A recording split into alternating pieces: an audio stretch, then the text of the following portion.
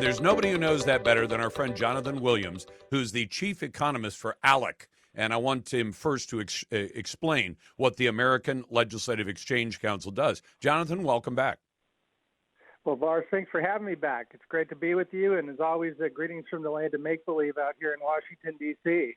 No kidding. And by the way, ALEC is one of the ways that the 50 laboratories of democracy could actually share some of their lessons learned and maybe get some better government in places where they have poor government, isn't it?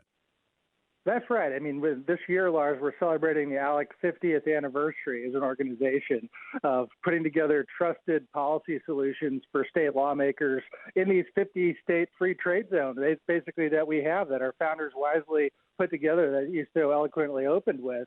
And that is exactly why ALEC exists, is to share the best practices of the states that are getting it right and to hopefully avoid the problems of the states that just can't put it together and have suffered, in many cases, a losing streak now going back 16 years since we started the Rich States, Poor States project. But we are America's largest nonpartisan free market organization of state legislators who believe in limited government and free markets and federalism. And I think, ALEC is essential to this idea of, talking about these best practices. And now going into the 16 years of putting together this data, we've got an amazing repository for everyone to check out at richstatespoorstates.org that Art Laffer and Steve Moore and I have put together. But as it turns out, you can summarize all of our work into probably one sentence, is to be more like Utah and Texas and Florida and less like California, New York, and Illinois.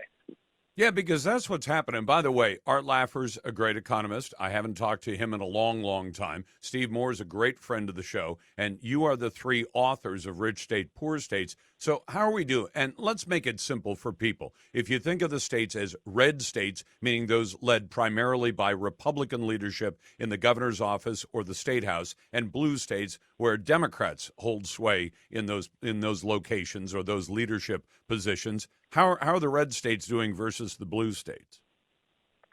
Well, and there's a lot of red states out there today. Some are doing much better than others. But the states that are kind of the red states that are following the free market approach, these are the states that are continually gaining more Americans. Is one of the key findings of our work, is Americans continue to vote with their feet away from big government states run by these so-called progressives that are hemorrhaging jobs and hemorrhaging individuals and businesses. Unfortunately, like Oregon, as you know all too well now, with the huge outmigration in recent years.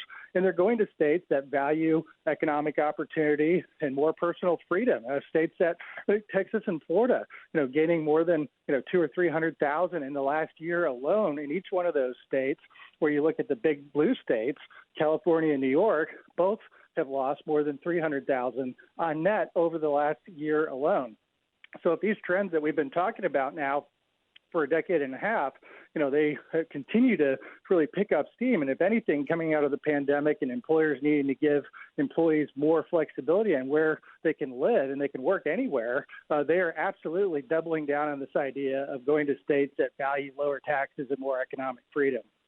Jonathan Williams is with me from the American Legislative Exchange Council. Also, Art Laffer and Steve Moore, all of them economists, put this report together. You took 15 different variables, things like minimum wage, policies toward unions, the legal system, taxes, things like that. And when you put all that together, is there a way to say what are the most damaging things that states do to their own economic outlook and which ones are the ones that produce the best good? So I know no state is going to jump right from being a blue state to a red state or vice versa, but are there some things they could start doing that would actually improve their prospects?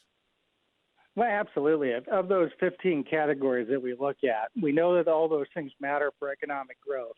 Some probably matter more than others, Lars. And they're things like, how much of a personal income tax do you have as a state? We have the 9 states without personal income taxes, and comparing those versus the states with the highest income taxes. Of course, California and Oregon being a couple of the highest in the country on the left coast. And just looking at that differential is a huge factor. A lot of folks forget, we just went through tax day here yesterday, but small businesses, the people who are actually creating the new net jobs in this country, the vast majority of them, sometimes 95, 98, 99% in a particular state, file their taxes as small businesses on the personal side of the tax code. So having that as a huge economic development factor to avoid a personal income tax, or at least start to reduce the rates. And we saw last year an amazing 5 states moved from these progressive income taxes at the state level to flat taxes, for instance. So that's one step that these states can take as they try to make themselves into no income tax states, which is the goal in many of these states that went to a flat tax.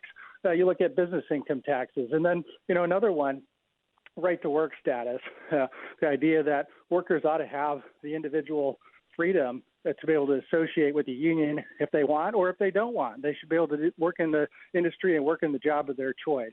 Those would be, I think, of the 15 variables that we measure, Lars, probably the 3 most influential for why some states grow and why some states don't.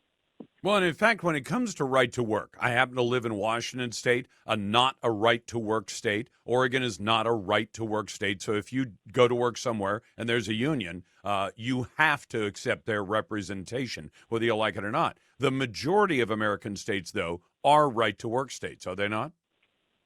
That's right. And we've seen a huge uptick even in the Midwest.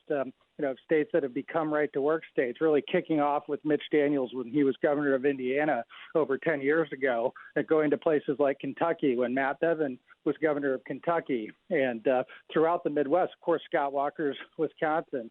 And so we've seen a trend of states realizing, even in the old so-called Rust Belt, states are realizing they need to reinvent themselves and become competitive states. And that was a thing that didn't cost a dime. It's not like you have to cut taxes always to be competitive, although that's a great thing. But right to work is a yes or no variable that doesn't cost state policymakers a dime in the state budget, but can overnight really transform, I think, the state to be a much more competitive state for job creation. Well, and a few months ago, I got a chance to talk to the governor of Mississippi, and he talked about how we've cut taxes. We've done all these things, and we're a great place to move a business to. I think Idaho has done the same, haven't they? They did. Those were 2 of the 5 states last year that became flat tax states. And the goal in Mississippi, under Speaker Philip Gunn, who's on the ALEC board, and Governor Tate Reeves also has jumped on board that idea to eliminate the income tax altogether over time. And so those were 2 shining examples. Iowa was another one that took their personal income tax from 8% range down to a flat tax of under 4% in the next couple of years. So we're seeing transformational changes, not just a tweaking of the dial and a marginal change in the tax rate. We're talking about these states really changing the way that they do business today, but also the way that they're going to, I think, really realize economic growth in the future for their kids and their grandkids.